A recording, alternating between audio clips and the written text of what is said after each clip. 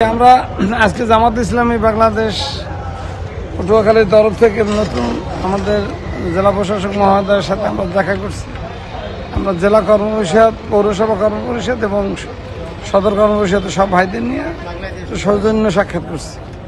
ওনার সাথে কথা হয়েছে, উনি আমাদের সহযোগিতা চাইছে, আমরাও সহযোগিতা চাইছি।